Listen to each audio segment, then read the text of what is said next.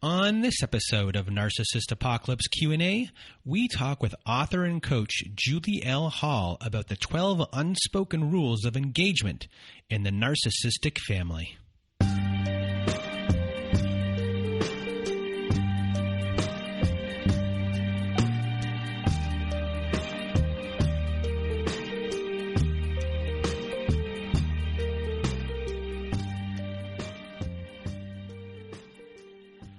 Welcome to Narcissist Apocalypse Q&A, everyone. With me today, I have Julie L. Hall. How are you? Hi, Brandon. I'm doing great. Thank you.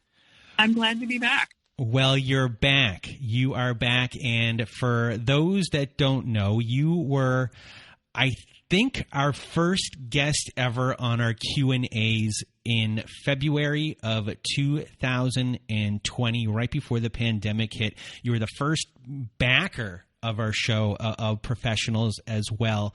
So really, from the bottom of my heart, thank you so much for being here with us from the beginning of our Q&A sessions and being a real big supporter of the show.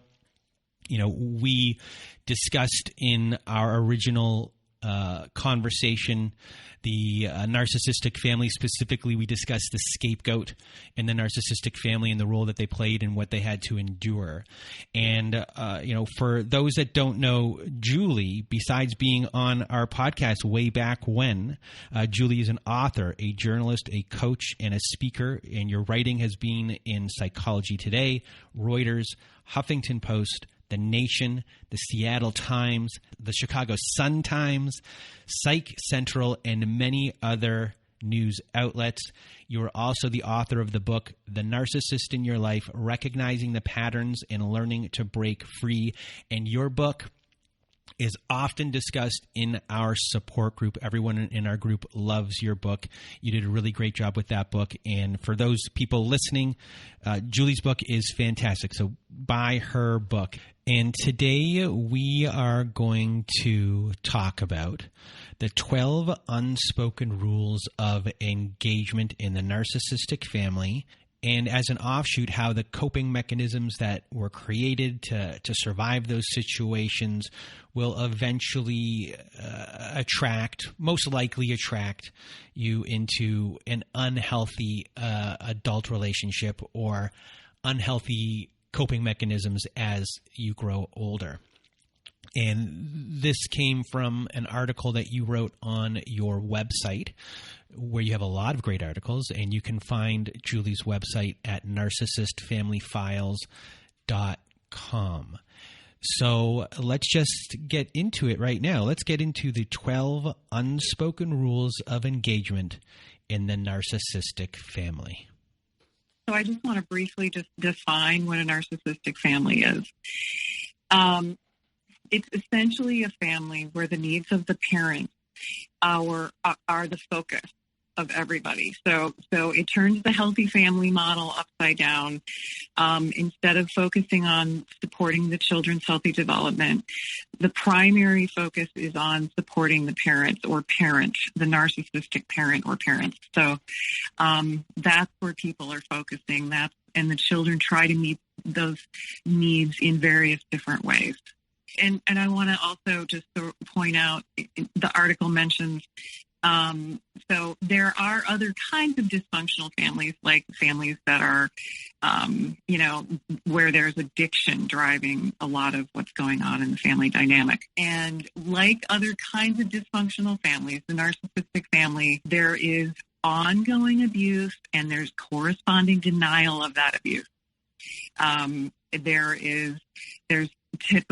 There's neglect, there's secrecy, there's a lack of empathy, there's disrespect for boundaries, there's ongoing boundary violations, and ongoing conflict. So those are some of the sort of overarching conditions that people are experiencing. It's an emotionally illiterate environment. There's fear of emotion, there's lack of understanding of it, and it's pathologized as ongoing pathologizing of feelings and emotions and human needs. So the 12 rules that I have identified, these are kind of, very, very typical kind of dynamics that play out in the narcissistic family environment. And these, before I jump into this, I want to just say that the dysfunction can be quite covert. It can be implied. A lot of these behaviors and situations are subtle. I mean, they're not necessarily hit you over the head obvious. One thing, sort of probably kind of the core fundamental situation in the narcissistic family is that acceptance itself is conditional. So love, affection, inclusion, respect are not freely given. So acceptance from the parents is highly conditional. The children are expected to comply with the parents' value system and what is expected of them, rather than having free expression of self. So whatever interests the children, whatever is authentic for them is irrelevant, and it has, the children learn very early on that to avoid conflict, to please their parents, get whatever attention and caretaking they can get, they have to comply with the value system of the family and the expectations of the parents. So these things right here can create, or they can manifest in so many ways when you're older, from perfectionism being one, fear of failure another, the issue of being good enough and having to do something for someone else to feel that you are good enough for them when entering future relationships as you get older. And I'm sure there are a myriad more that I haven't mentioned here, but these are like just the three off the top of my head, which I'm sure are going to, as this list unfolds, this is going to be a theme of these types of issues that will manifest later on in life, where they were used as a survival technique during this time, because that's what you needed to do to survive, to not be the scapegoat, to not be ostracized. But later on in life, those things will not serve you anymore, creating even more havoc. Right. And that's,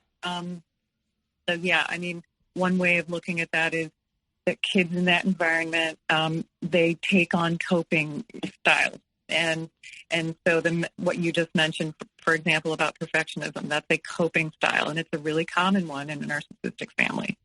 And so the problem with coping styles, so they're adaptive changes that we make in our behavior, in our patterns, and they make sense in childhood as a way to get our needs met as best we can in an empathetically impoverished and volatile, unstable environment that is not safe, emotionally not safe, and maybe physically not safe.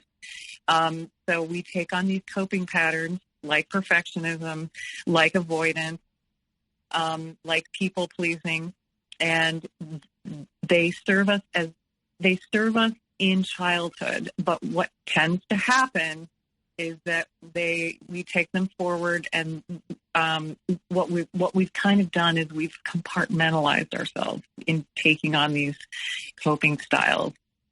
And so moving forward in life, in adulthood, we tend to hold on to these coping styles. What we know, it's conditioned behavior, and they don't serve us then in adulthood. We get trapped in these patterns that set us up for failure, that set us up for unhappiness, that set us up for burnout, like with perfectionism, that set us up for, problems with boundaries, which is what's happening with the people pleasing, for example, and disconnection from self. This is complex trauma. Developmental trauma is another way of putting it. It's ongoing, traumatizing circumstances over a long period of time throughout our growth in childhood and adolescence and young adulthood. So it's developmental. It affects our identity development, in other words. So a child in that environment with disruptions of trust and attachment trauma, essentially. I mean, a child in a narcissistic family is experiencing attachment trauma, and they're experiencing it throughout their growing up years, as long as they're in that family system. And so so what we do in response, what humans do in response, is we deny, we blame ourselves, we internalize shame, and we try to conform to the things that our parents seem to be asking of us. And we take on these coping styles, and we disconnect from the emotional self. We disconnect from our physical bodies. We really, because we are trying to preserve that connection, and because we're denying some of those terrifying realities that we're experiencing, those violations of trust. Essentially what that is like, the person who's meant to love and care for me is hurting me. The person, who's my main model in life, isn't safe. So we must deny that to ourselves and find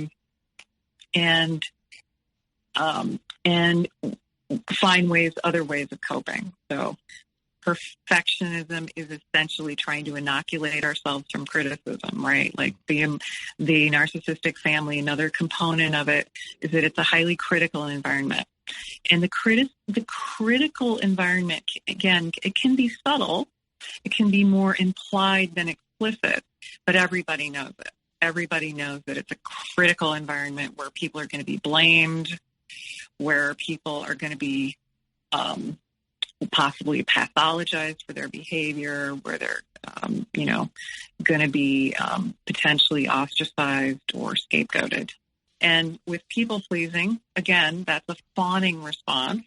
I need to try to appease and please that parent and try to avoid conflict that way and try to keep things calm at home. And some kids get really, really good at it. They get, they become highly, highly skilled at anticipating the needs of the parent and trying to meet those needs to head off problems.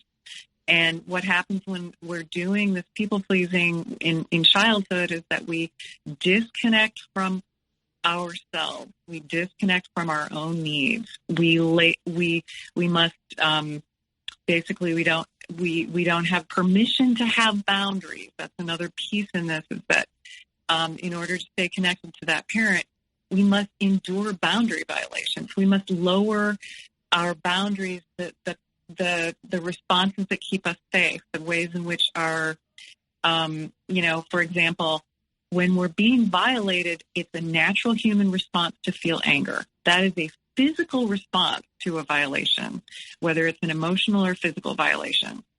And we all have that built in to being human. It keeps us safe. It allows us to mount a defense and protect ourselves. So getting angry is normal and healthy. We can't get angry at that narcissistic parent.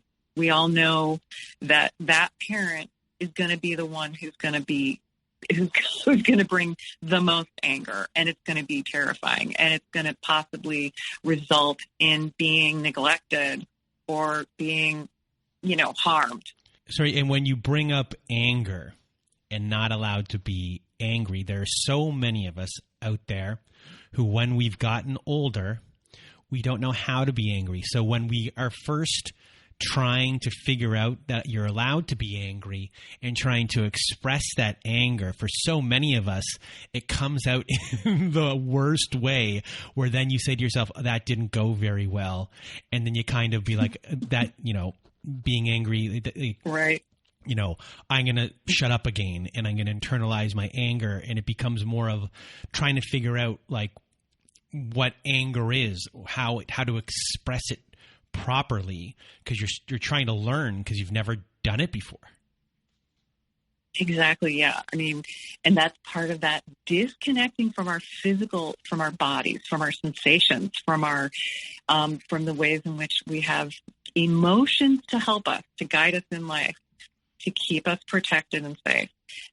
The emotion of anger is a natural, normal human defense to being violated in whatever way we're being violated. And it is important, and it is very tough. It's never allowed in the narcissistic family. That's one of the rules, right?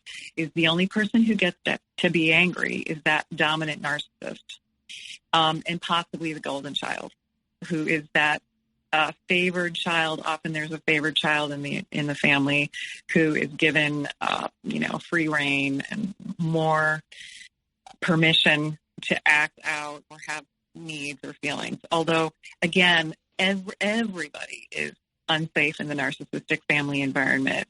The golden child suffers too, just in different ways. But yeah, I mean, the issue of anger is such a major one for anybody coming out of this kind of family. We have trouble with our own emotional regulation. Like, we don't get good modeling and help with regulating our own emotions in childhood, which is one of the main parts of it's one of the main developmental challenges of childhood, of early childhood in particular, is learning how to manage our own emotions, how to manage our needs, how to manage disappointment, how to manage having to wait for things, all kinds of different emotions, how to share, how to cooperate, how to manage, and how to manage those big emotions like anger. So we were, as you were just saying here about, only the alpha of the family, that the narcissist is allowed to be angry, and everyone else has to go into this submissive role in a sense, which becomes number 2 on the unspoken rules of the narcissistic family, which is submission is required. So can you go into that a little bit? Sure. And that's a good way to describe it, right? Like, that is essentially what is happening, is that that dominant narcissist in the family the family is very hierarchical. And it's essentially a tyranny, like, and the main dominant narcissist is at the head of it. And they insist on dominance. They insist on getting their way. They insist on pushing whatever narrative is convenient to them that they want to believe. And so other people are expected to fall in line. Other people are expected to submit to the family line, to the dominance of the parents, in particular that one most dominant parent.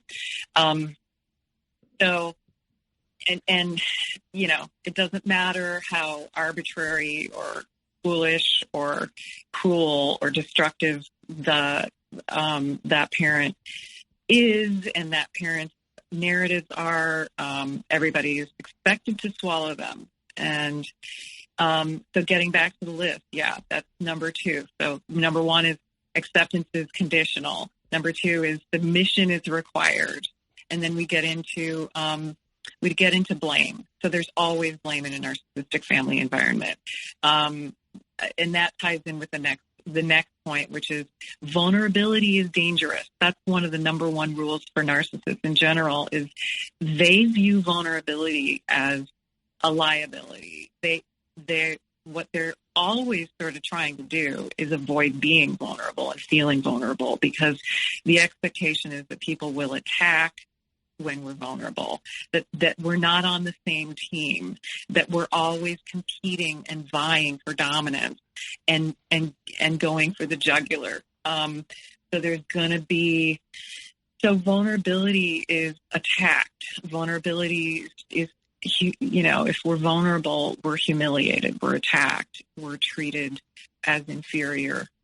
So it's not safe. So mistakes, accidents, weaknesses are cause for shaming treatment. We're not on the same team. Yeah, and this one is in particular very lethal in my opinion. In other ways, acting out or expressing your opinion with, when it comes to submission or acceptance or, being blamed is one thing. But here we're talking about your emotions and the internalization of everything.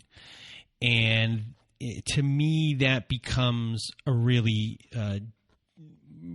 it becomes very dangerous for the person who's now internalizing everything, because the trust of putting these very, very sacred things in someone else's hand only to be shot down and destroyed, it really takes your self-worth and can put you into a level that it's very hard to come back from.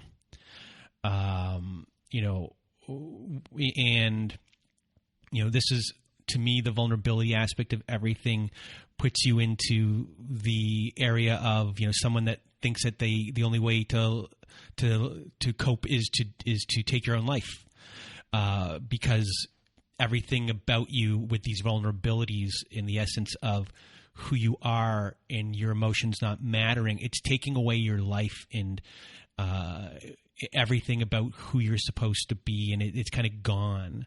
And that puts you in a real hole of depression, sadness, despair, and that's not easy to come back from. And so it's a really, number 4 to me, like the vulnerability aspect is really huge in my opinion. As far as the psyche of someone at that point in their life, and then going forward, because at that point, a lot of people don't have any. There's no safety, and if they do find someone later on in life that they think is safe, a lot of the time they might, because they don't have any self-worth, put their vulnerabilities into someone else's hands, and in a very codependent manner, and not keeping it within themselves. And then once you do that with someone else, then good luck, because if that person is a bad person, then you have another big problem on your hands. Right. And that's, that's the lesson of the narcissistic family, right?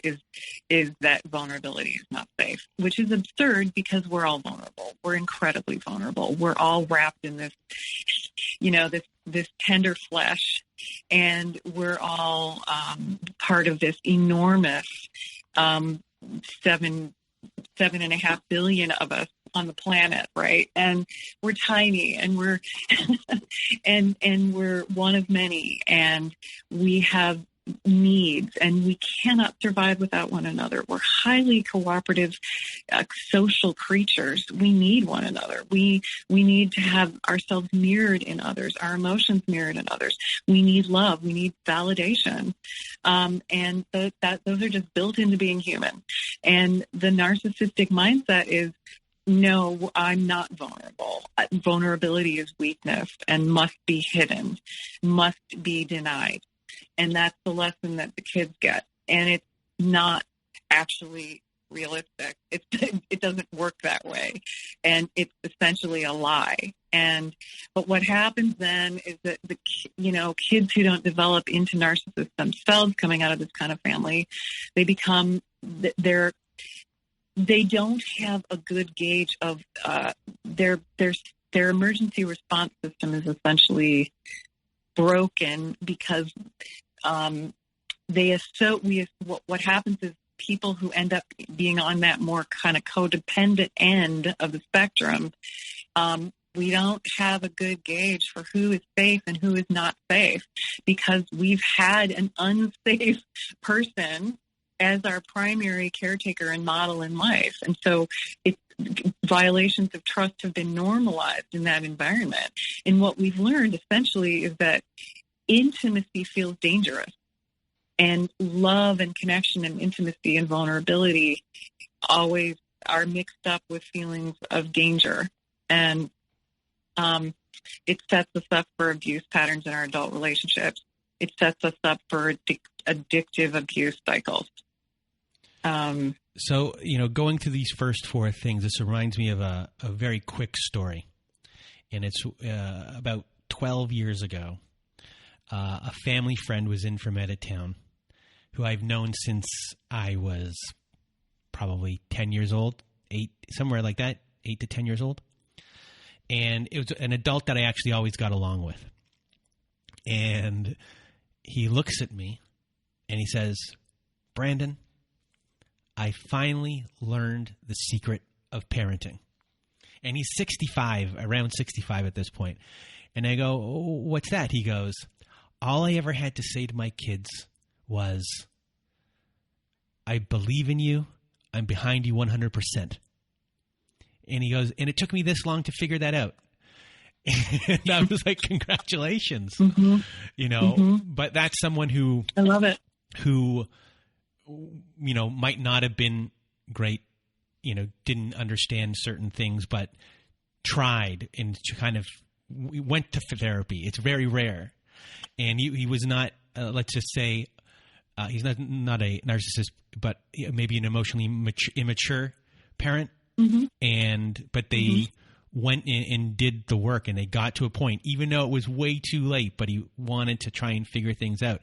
And he was happy with himself while talking to me about this. He was proud that he had finally learned this thing.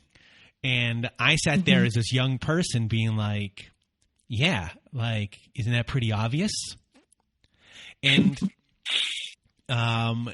it's kind of interesting or mind-boggling that that's not in many parents' thought process. That's sure. just part like two things: show up wherever you are, and show up. I'm behind you. You know, whatever you doing, I'm behind you. Not do what I do, right? Do what I say. It's just whatever you're gonna do, I got your back. Simple. Yeah, it's so simple. I mean, it is simple. It really is simple. And that really is what little humans need. It's what we all need, is people to show up and love us, accept us, and have our back. And that's what we're all looking for in relationships. So up next, number 5. Taking sides. So in that atmosphere of ongoing blame and shame and emotional and vulnerability as unsafe, there's also this sort of insistence on taking sides. So again, it's not the healthy family perspective, which is, hey, we're all on the same side. There aren't sides. We're a family. We love each other. We have each other's back. I'm on this side. Either you're on my side or you're on the wrong side, and you're going to be rejected and ostracized. And the right side in the narcissistic family is the dominant narcissist side, right? It's that loudest, weakest member of the family, right? Like the family tyrant is its weakest member. It's that person who's emotionally dysregulated, who's highly needy, who has profound emotional deficits. That's the narcissist, right? They have huge deficits in their development. They have a very simplistic view of things, and that's part of it too. Is that insistence on sides. It's that black and white binary thinking that the narcissist has. And again, that's a developmental deficit they have. That they didn't reach that developmental milestone in childhood. So they see things in really black and white terms, particularly like, emotion, human emotion and feelings. So what the kids find themselves dealing with then is having to, having either siding with that dominant abusive narcissist or being targeted or being, targeted with rage and blame and shame and all kinds of stuff, right? Like the narcissist they have to be right. That's one of the crazy, totally nonsensical parts of narcissism, is that they have to always be right and perfect in a sense, right? And they have to believe that about themselves, as absurd as it is. And they expect everyone around them to go along with that.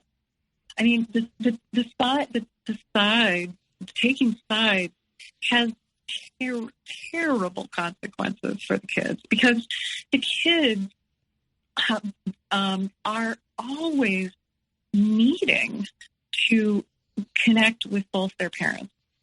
That is just built in, right?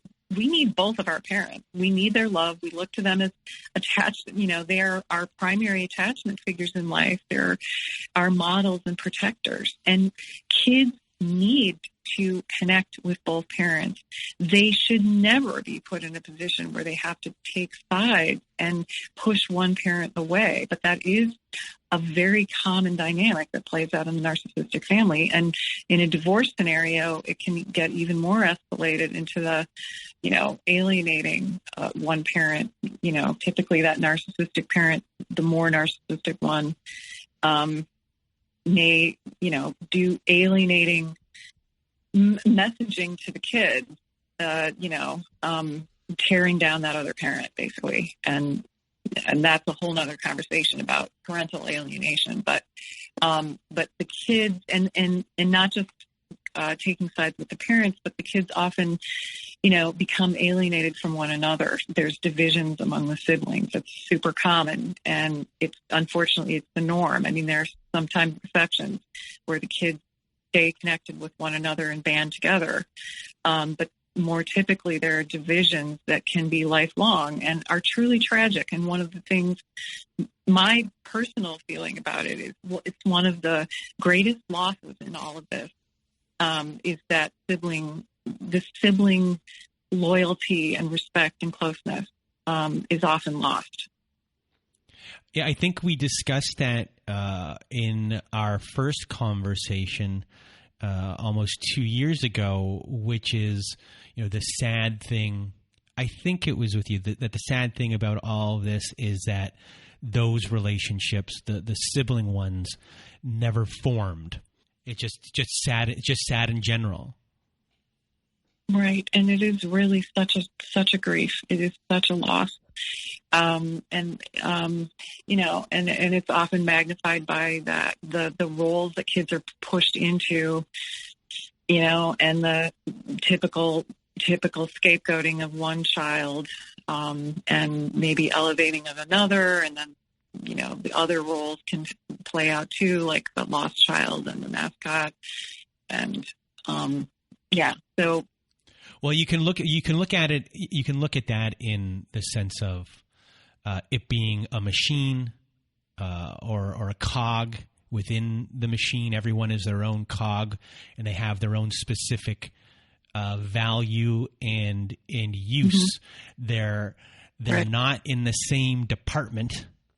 They're just making the machine run. It dehumanizes everyone, right? So then we become these mechanical parts that are meeting the needs of, the narcissistic parent, where, it's not about who we are or our human complexity. It's about what role we can play for that parent. So the next one up on our list here is there is never enough love and respect to go around.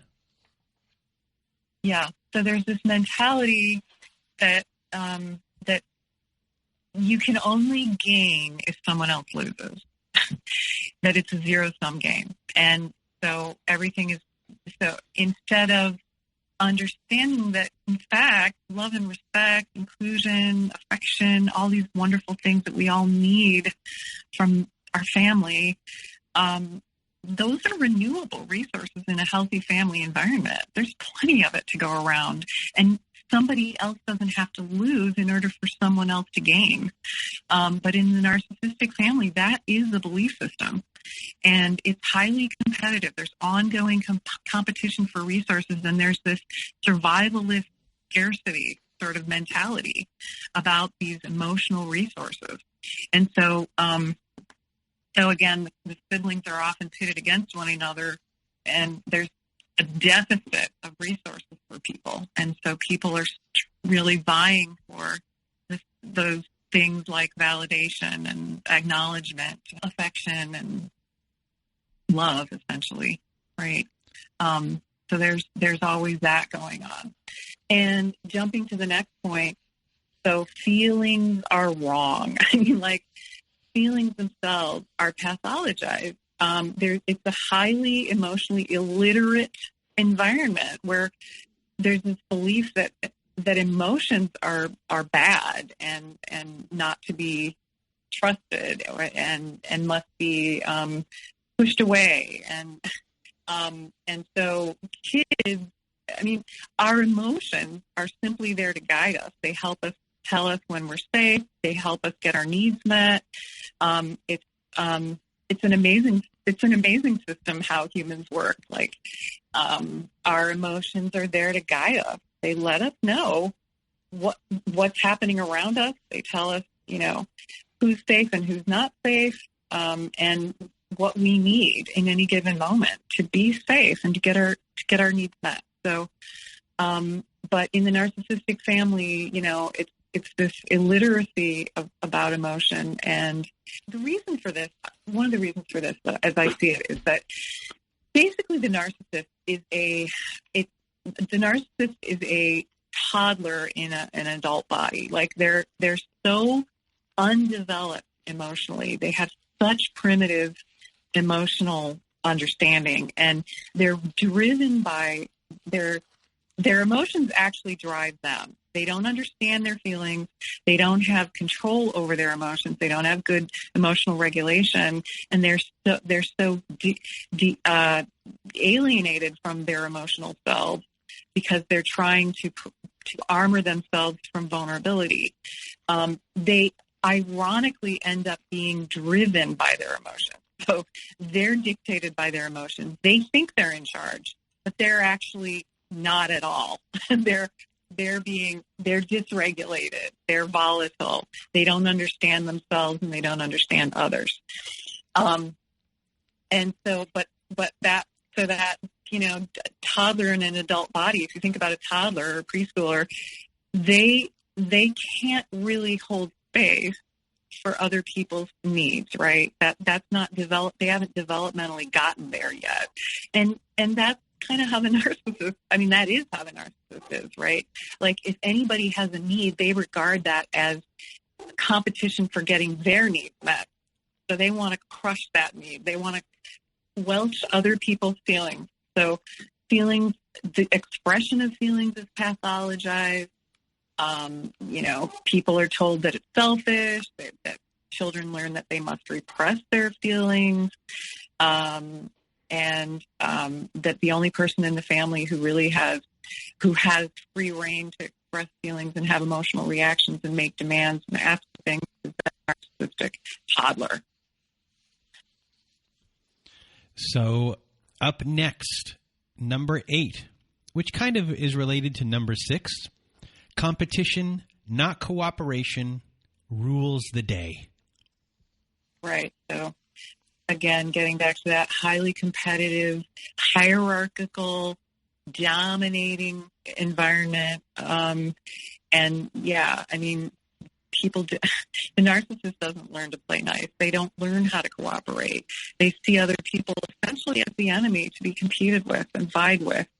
And so that's the value system in the narcissistic family. So kids are in competition with each other, and often the two parents are competing. And it's that, so one-upmanship, favoritism, constant ongoing comparison between siblings and others in the family. It's a harshly competitive environment, and it breeds distrust. It breeds betrayal. And then jumping into the next point, appearances are more important than substance. So you got to smile for the family photo, even if you're crying inside. In fact, I think many of my clients have actually photos of themselves from childhood when they've been crying. Like, the family photo shows the unhappiness.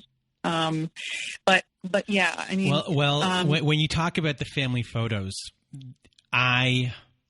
it just made me think of a really interesting idea for the show, or maybe for something that we put on our website would be to ask people to send in their photos. So everyone who's listening to this right now, send in your photos to me of a family photo and what was actually going on, and explain to everyone what was going on that day and the reality of the situation, and maybe where that photo might have been placed within your home, where every time you walk by it, it just made you so upset because you know the reality of that photo and what was going on that day and what was going on with you. I love it.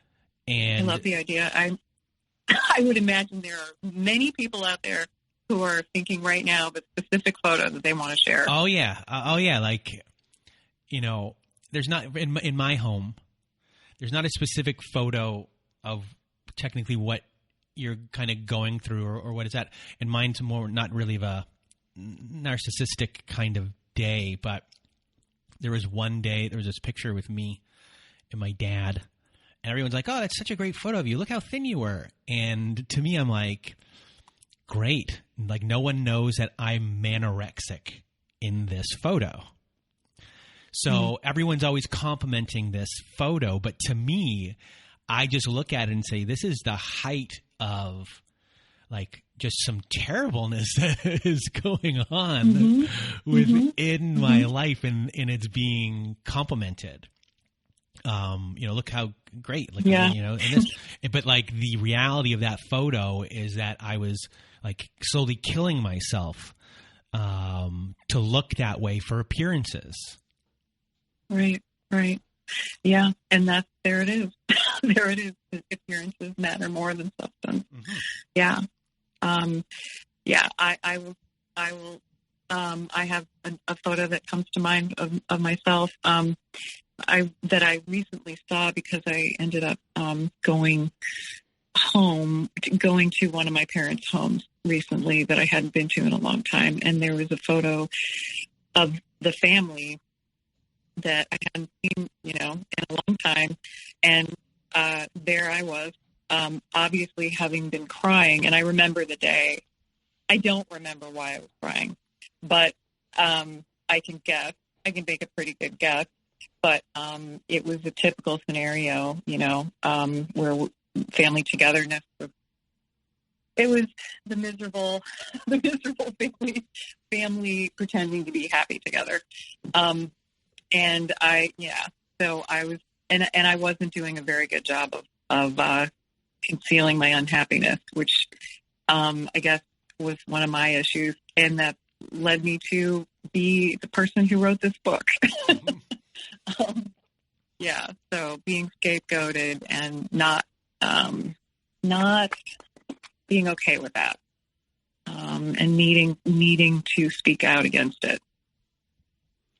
So next up on our list, we have 10. Rage is normalized. Rage is normalized, right? The narcissist is really, really driven by rage. Even the more covert one, who is very careful about not revealing that rage, about concealing it, especially with people, in public. There's always rage. There's always rage below the surface, and it often explodes, and it usually explodes in the privacy of home behind closed doors. And it's something that all the members of the family live with, and it's what keeps everybody in a state of hyper vigilance.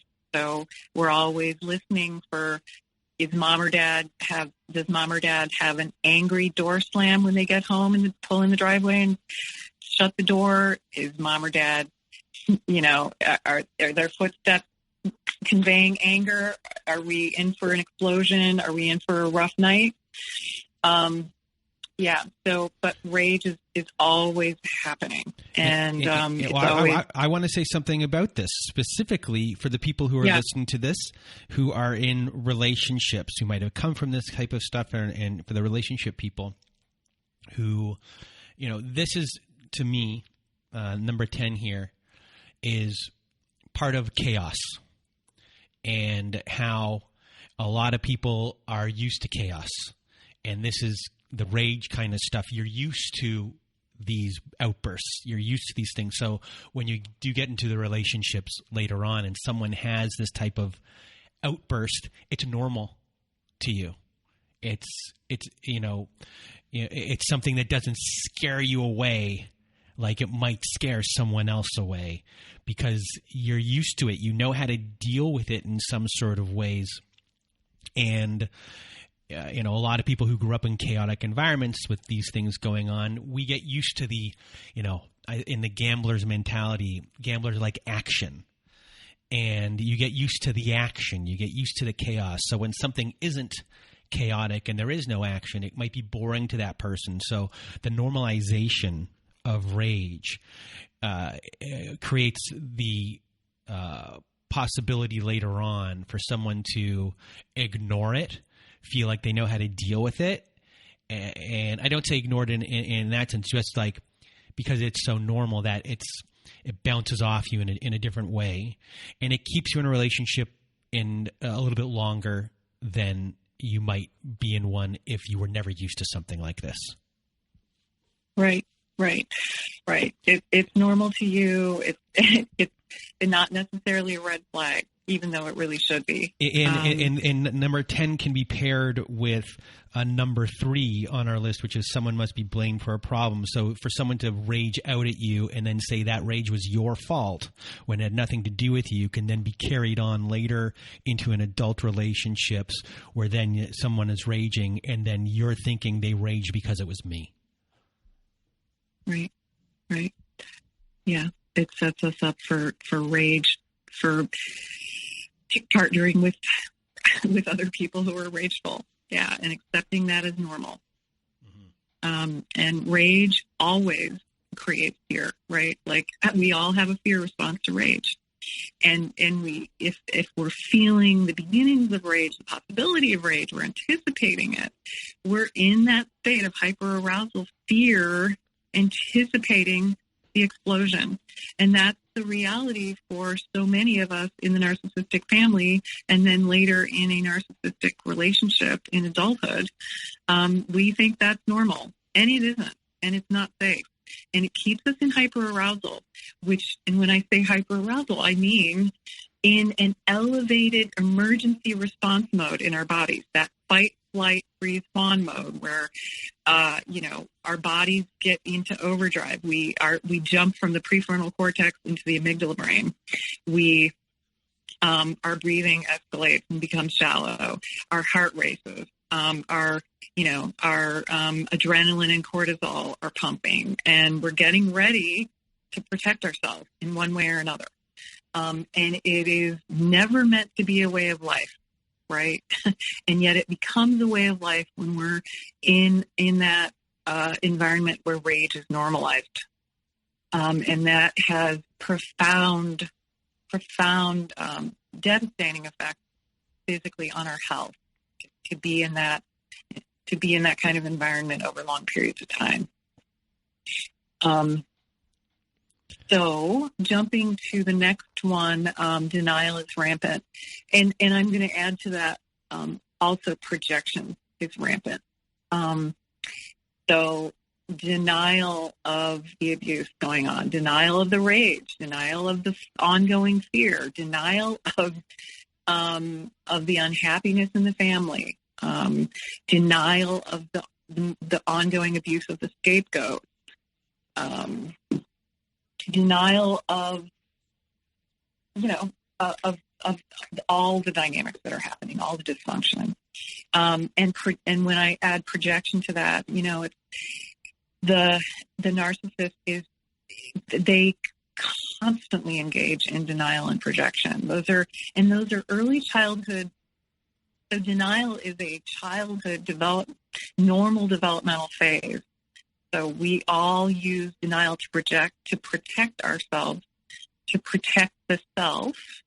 And it's developmentally normal. We usually grow out of it by about age 7. Then we move more into projection, where if we're having an uncomfortable feeling that we may feel uncomfortable with or ashamed of, like jealousy, for example, we will project that onto somebody else. we'll tell ourselves that other person is having that jealousy problem, not ourselves, right? And that's something that we know, those of us who have been in relationship with narcissists, we know that they project their own feelings and behavior on others all the time. It's a compulsive behavior. And they usually know on some level that they're doing it, but they can rationalize it to themselves. Same thing with the denial. The denial, narcissists typically know when they're denying things. They can tell the difference between fact and fiction, between a lie and truth, but they engage in what I call willful denial. They choose to deny things. They choose not to see things. They choose to bend the truth to fit their needs. So yeah, it's an atmosphere of denial and projecting, and not taking ownership of our own feelings and behavior. And getting to number 12, and this sort of is what we've been talking about ongoing here, is that there's no safety, right? And everyone feels bad, even if there's one person who's particularly usually targeted with negativity and blame, like the scapegoated person or maybe a scapegoated spouse. Everyone feels the tension and the lack of safety, and that is what creates that then ties back in with what I was saying about the hyperarousal, that it creates a hyper-vigilant environment for everybody where everyone is aware that they're not safe and that vulnerability is not safe. Safety is the number one thing we're looking for in our relationships. It's what we need. It's what we need in our family. It's what, in particular, children need in their family and with their parents. And when there isn't that safety, when things are so volatile and chaotic, and it has devastating consequences. And it changes. It lowers our immunity. It lowers our life expectancy. It creates all kinds of health problems. It has long-term, lifelong impact. So. It's a big one. When you say health issues, besides being exhausting, creating stress, because you're always on alert. Other things that can manifest would be obsessive compulsive disorder, and things along on those lines, because the hypervigilance that you might have grown up with of not feeling safe. When I say obsessive compulsive disorder, I say, a lot of people have things with locks where things always have to be locked. There's something to do with the safety of, going downstairs or wherever you are, locking your door. Going back, is it locked? Going back and locking your door. Or even did I turn the stove off? Did I do this? Things along those lines can manifest out of that, where you wouldn't think that could be a manifestation, but those things do happen. Oh, yeah. I see a lot of OCD stuff in, relating around the narcissistic family and narcissistic trauma. And, I see it as it's a response to feeling out of control. So what do we do when we feel out of control? We try to control what we can, right? And so it's an adaptive response. I mean, it becomes its own problem. Obsessive compulsive behavior and patterns become their own problem then later, but it is just an adaptive response to try to feel like we have some control over our circumstances. So, Julie, I really want to thank you for being here with me today, for sharing all of your knowledge once again. And before you go, what do you want people to know about what's kind of going on with you right now, and where they can find you and find all of your stuff? Well, thank you, Brandon. It was really a pleasure to come back. I really appreciate it.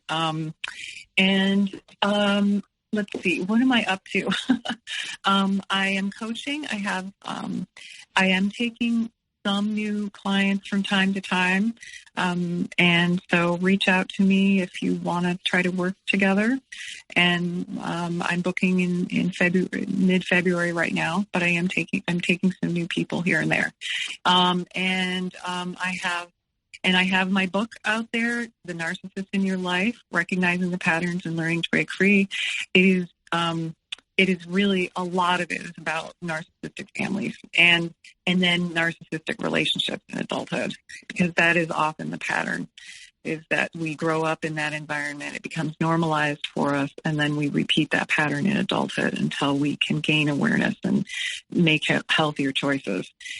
And I also have a podcast course that is a 90-minute audio course through Himalaya Learning that I'm proud of, that has a lot of my teachings about narcissism and how it develops and how it plays out in people's lives, and how it affects others, how it traumatizes others. It's called Understanding Narcissism. You can find a link to it on my website. My website is narcissistfamilyfiles.com. Yeah, so everyone, all of these things will be in our show notes, so you'll be able to find everything easily. And once again, thank you so much for being here, Julie. You have blessed us with so much knowledge, and everyone out here is thankful that you're here today. So big thank you. And for everyone who wants to be a guest on our Survivor Story episode, please do go to narcissistapocalypse.com. Top of the page, there's a guest form button. Click on that button, fill out the form, and we will go from there. And for professionals that want to be on the show, please also do get a hold of me. Go to that website as well, narcissistapocalypse.com. Click on that button. Even though it says guest form, it's for something else. Just fill out the form, send it to me, and we'll go from there as well. I love saying going from there. It's one of my things that just pops out of my mouth. Anyway, everyone, if you need support, come to our support group. Our support group is also at narcissistapocalypse.com. Top of the page, there's a support button. You click on that button, it takes you to our very own safe social network. And at our safe social network, we have forum boards. We have Zoom groups every Wednesday night and Saturday night. In the new year, I think we're going to be going to an afternoon as well for the people who are in Europe and who work from home or have to be at home during the day. And also on there, we have bonus episodes. We have ad-free episodes. And if you just want to support the show, just join the group. Support our show, support our cause. It helps a lot of people. And another thing that helps a lot of people is domesticshelters.org. So if you or someone you know are experiencing abuse, you are not alone. Because domesticshelters.org offers an extensive library of articles and resources that can help you make sense of what you're experiencing. They can connect you with your local resources and find ways for you to heal and move forward. So please do go to domesticshelters.org to access this free resource today. And everyone, again, I just want to thank everyone for being part of our show, being part of what we're doing here, all the guests that we've had on over the last few years. I just want to send a big thanks to them, as well as we're in December now, closing out the new year, the stretch run, as you would say. And we're going to have a lot of changes coming forward, such as, the structure of the show and where things are placed. And so I just want to thank everyone for being supportive. And that's it for now. Hopefully in future weeks, this end part of the show, hopefully I'll get my old pal Melissa on here to chit chat with me and discuss stuff. Maybe do like an extra 5 to 10 minutes, whoever wants to hear us chit chat. And maybe we'll get Vienna back on here just to do some stuff, or maybe even some past guests that want to come back and just have a little quick chit chat, a catch up or something along those lines. So if you're a former guest, get a hold of me. And also listen to the ads, everyone. Listen to the ads. You don't have to listen to them. You can take your headphones off. Just let them play through. It helps out the show a lot if you just let the ads run. Thank you. And thank you in advance. So I guess besides that, I hope everyone is doing well. And that is that. So everyone, from Julie L. Hall and myself, we hope you have a good night.